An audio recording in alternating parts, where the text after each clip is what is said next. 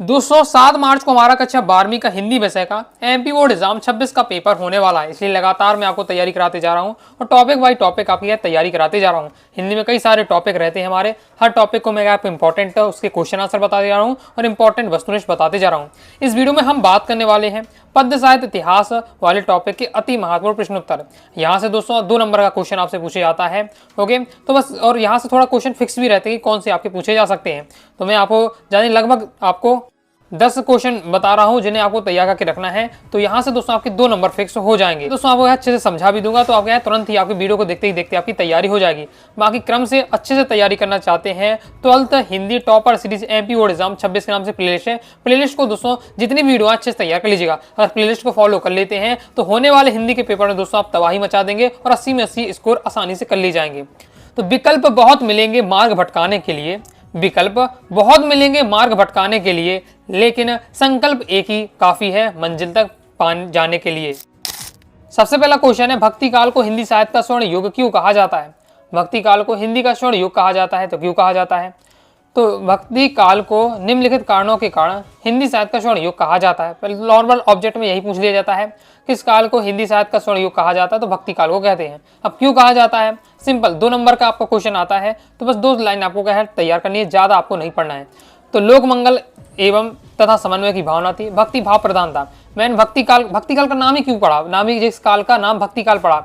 Okay, तो विद्वानों ने से क्या भक्ति काल कहा, क्योंकि इस काल में क्या भक्ति भाव की प्रधानता थी, भक्ति भाव की प्रधानता थी। इसके साथ ही निराशा में आशा का स्वर्णिम प्रकाश है, लोक मंगल तथा समन्वय की भावना थी। यही कारण है कि इस काल को स्वर्ण युग कहा जाता है। नेक्स्ट देख लेते हैं, निगूढ़ धारा और सगुण धारा में अंतर स्पष्ट कीजिए। यह क्वेश्चन इस बार से भी आ सकता है, निगूढ़ धारा से आप क्या समझते हैं, सगुण धारा से आप क्या समझते हैं, यह क्वेश्चन पूछ लिया जाए। निगूढ़ धारा सगुण धारा में अंतर स्पष्ट कीजिए। तो देख लेते हैं, निगूढ़ धारा काव्य में काव्य के निराकार ब्रह्म की आराधना की गई है, जबकि सगुण धारा काव्य में साकार यानी रामकृष्ण परमात्मा की भक्ति का अंकन किया गया है। मतलब क्या है, निगुण में हम क्या है जो ब्रह्म की आराधना करते हैं उसका कोई आकार नहीं होता है, वो निराकार होता है। जबकि सगुण में क्या है, जो हम भगवान की पूजा करते हैं उनका आकार होता है, सब साकार होते हैं। जैसे भगवान राम भगवान कृष्ण हैं, तो इनके क्या है, इनका एक आकार रूप रंग है। जबकि निराकार निगुण की धारा में क्या है, भगवान का कोई आकार नहीं होता है, वो निराकार होते हैं। दूसरा पॉइंट है, निगुण धारा के कवियों ने जाति पाति रूढ़ियों का विरोध कर समाज में सुधार बल दिया है, जबकि सगुण भक्ति धारा के कवियों ने राम और कृष्ण के लोक रंजक रूपों का वर्णन करके लोक मंगल पर फल दिया है। ये है आपका सगुण धारा और निगुण धारा में अंतर। 2 पॉइंट में आपको अंतर बता दिया गया है, तैयार अच्छे से कर लीजिएगा। देख सकते हैं सिंपल क्वेश्चन है, ज्यादा मेहनत नहीं करनी है, बस सुनते जाइएगा। ये ऐसे क्वेश्चन अगर सुन लेते हैं, एक थोड़ा सा समझ लेते हैं, अपने हिसाब से आप लिख पाएंगे। हिंदी है, हिंदी में ज्यादा आपको क्या है एकदम बिल्कुल जैसा मैं बता रहा हूँ वैसा ही लिखने की आवश्यकता नहीं, अपने हिसाब से आप लिख सकते हैं, बस अगर आपने टॉपिक समझ लिया हो। नेक्स्ट हमारा, रीतिकार को श्रृंगार काल क्यों कहा जाता है? रीतिकाल के किन्हीं 2 कवियों के नाम और उनकी एक रचना लिखिए। तो पहले हम जान लेते हैं रीतिकाल को श्रृंगार काल क्यों कहा जाता है। तो 17वीं शताब्दी के मध्य में से 19वीं शताब्दी तक का काल हिंदी साहित्य के इतिहास में उत्तर मध्य काल कहलाता है। इस काल को आचार्य रामचंद्र शुक्ल ने रीतिकाल का नाम दिया। तो 17वीं शताब्दी से 19वीं शताब्दी के मध्य का जो समय है वो हिंदी साहित्य का उत्तर मध्य काल कहलाता है, जैसे आचार्य रामचंद्र शुक्ल ने क्या कहा है, रीतिकाल कहा है। सामंतों और राजाओं के ने इस काल में अधिकांश कवि का राजस्थिर थे, वे राज दरबार में रहते थे, अतः राजाओं के प्रसन्न करने के लिए श्रृंगार प्रधान काव्य की रचना करना स्वाभाविक था, क्योंकि राजा को क्या प्रसन्न करना है और प्रसन्नता का मुख्य कारण क्या है, यहाँ श्रृंगार रस था। ओके, तो श्रृंगार प्रधान काव्य की रचना होती थी। इस काल की रचनाओं में श्रृंगार रस की क्या मेन प्रधानता थी, अतः मिश्र बंदियों ने इसे क्या है श्रृंगार काल कहा है। तो अगर आपको सीधे आपको क्या बता देना है, 17वीं शताब्दी से 19वीं शताब्दी का मध्य हिंदी साहित्य का उत्तर मध्य काल कहलाता है। इस काल में श्रृंगार रस की प्रधानता थी, अतः मिश्र बंदियों ने इसे श्रृंगार काल कहा है। क्लियर, आपको डायरेक्ट पूछा जाए कि श्रृंगार काल क्यों कहा जाता है, तो श्रृंगार रस की प्रधानता थी इसलिए श्रृंगार काल कहा जाता है। नेक्स्ट है, कवि और उनकी आपको रचना बताना है। तो बिहारी की हो जाएगी बिहारी ससाई, भूषण की लिखी छत्रसाल दशक।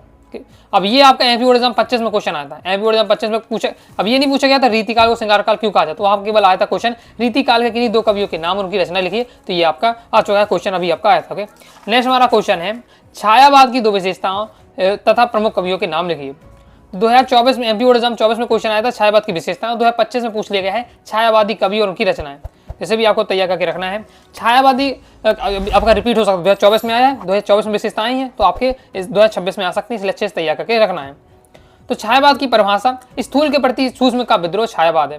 ओके, ये परिभाषा भी आ चुकी है तो याद रखिएगा, और बिल्कुल सिंपल है। स्थूल के प्रति विद्रोह ही डॉक्टर नारंग की परिभाषा, किसी परिभाषा है या कि ऑब्जेक्ट में आ सकता है कि स्थूल के प्रति विद्रोह, सूक्ष्म का विद्रोह छायावाद है।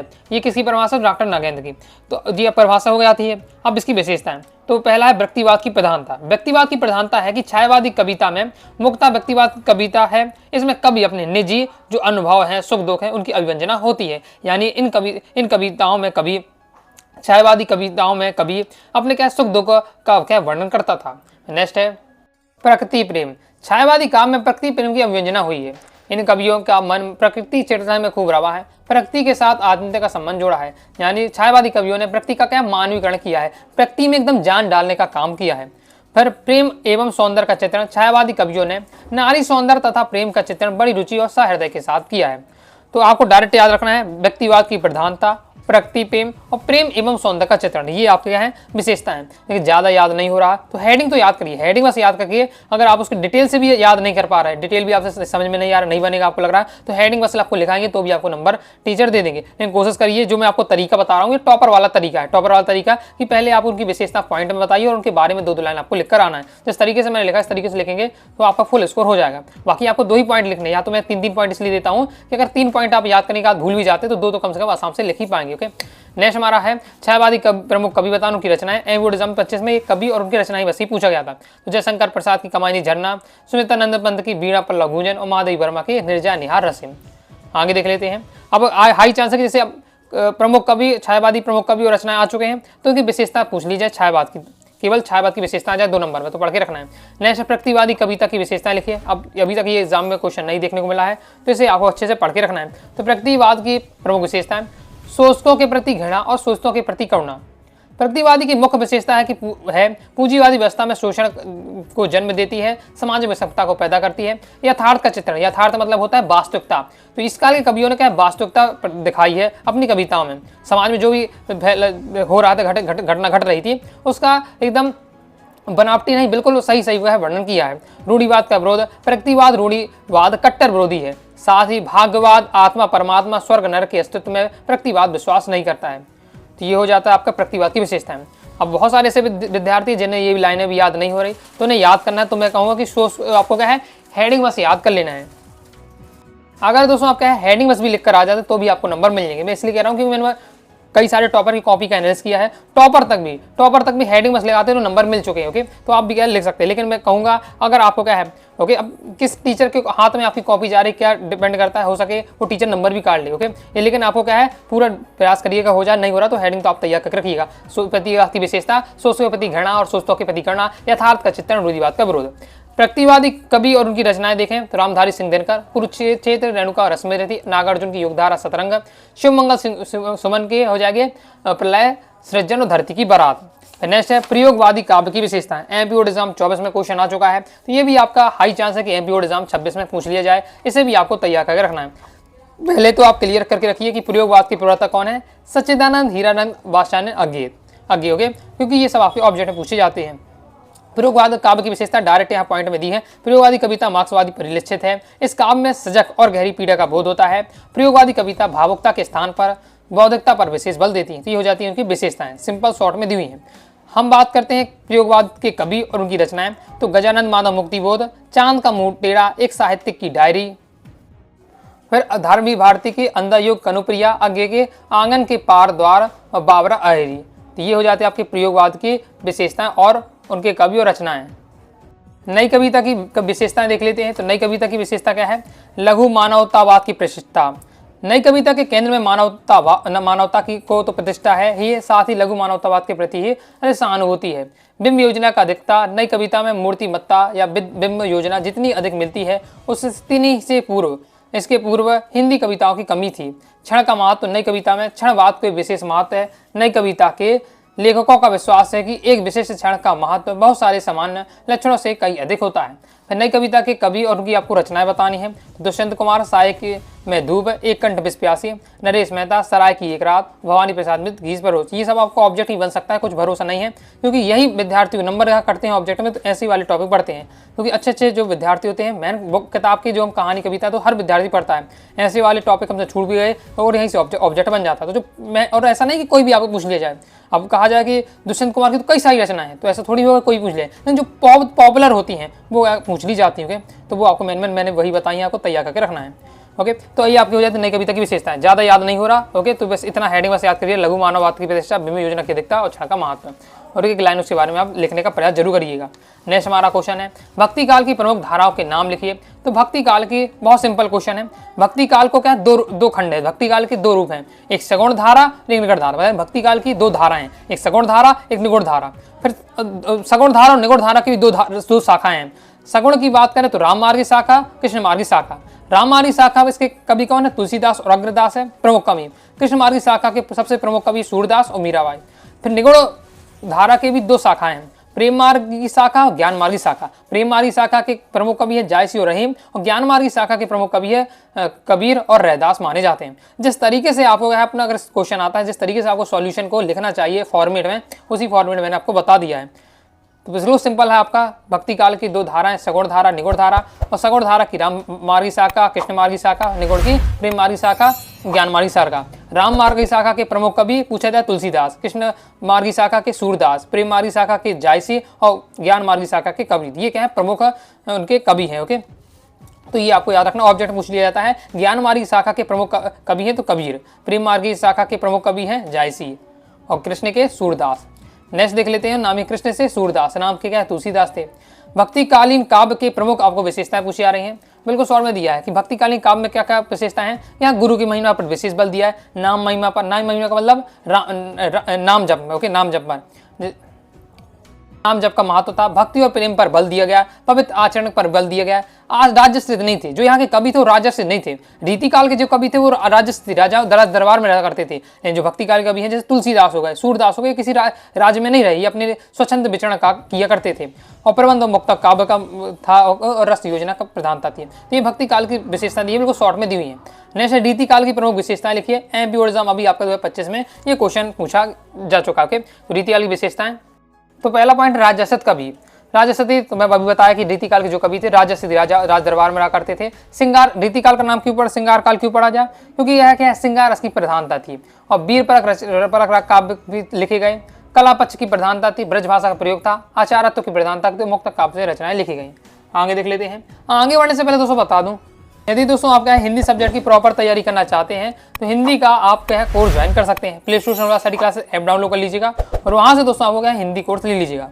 और हिंदी कोर्स जब लीजिएगा तो कूपन कोड आप लोग अप्लाई करना है हिंदी 80 कूपन कोड अप्लाई करिएगा। सी दोस्तों आपको हिंदी कोर्स में 100 रुपये का डिस्काउंट प्राप्त हो जाएगा। फीस ऑलरेडी कम है। जैसे ही दोस्तों आप क्या कूपन कोड अप्लाई करेंगे सीधे 100 रुपये का डिस्काउंट आपको मिल जाएगा। ओके, क्योंकि समय बिल्कुल कम रह गया है। मैं चाहता हूँ हर विद्यार्थी कोर्स ज्वाइन कर सके। कोर्स ज्वाइन का क्या फायदा रहता है कि इसमें दोस्तों आपको कंप्लीट, अब सिलेबस आप जान ही चुके होंगे, कई बार मैं बता चुका हूँ। काव्य खंड, गद्य खंड, वितान, व्यक्ति, माध्यम, पद्य साहित्य का इतिहास, गद्य साहित्य का इतिहास, महत्वपूर्ण लेखक परिचय, महत्वपूर्ण कवि परिचय, निबंध लेखन, पत्र लेखन, गद्यांश की व्याख्या, पद्यांश की व्याख्या, संदर्भ प्रसंग व्याख्या। तो ये सब टॉपिक हैं, जितने टॉपिक सब कुछ आपको मिल जाएगा। पीडीएफ मटेरियल रूप में रहेगा तो आसानी से आप तैयारी कर पाएंगे। इसलिए हिंदी कोर्स ज्वाइन के जरूर कीजिएगा।